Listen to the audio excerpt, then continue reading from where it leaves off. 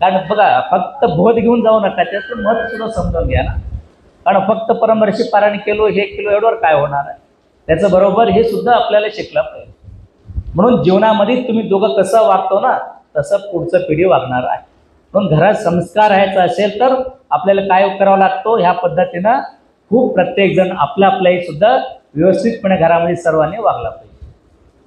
म्हणून या 6व्या अध्यायामध्ये भगवंत आणि देवीचं दोघांची चर्चेमध्ये काय येतो, प्रकृती काय काय, ज्ञान काय काय, त्यासाठी सांगतात. प्रकृती काय म्हणजे काय, हे जन्माला सहज रीतीतून जन्माला आला हा शरीर, प्रकृती काय. मग ज्ञान काय काय, या प्रकृती कायामध्ये गुरुनी बीज मंत्र सांगितलं, म्हणजे गुरुनी उपदेश केलं तर तो ज्ञान काय होतो. मग हे साठी ज्ञान काय व्हायचं असेल तर कसं असायला पाहिजे, त्या प्रकृती कायातलं विकल्पहीन शिष्य, विकल्पहीन.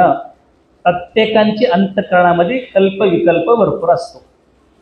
आता बसलो सगळेजण, बसलो शांत, मनात कल्पना तयार होऊ लागले का नाही, कल्प विकल्प मनात सुरू होऊ लागले का नाही, काय आहेत काय नाही, काय आहेत काय नाही, म्हणजे विकल्प राहित, म्हणजे मनात काहीही कल्पना विकल्पनाचे पलीकडे जाणारा शिष्य म्हणजे तो काय होतो, अंतःकरण शुद्ध राहणारा तो शिष्याचा.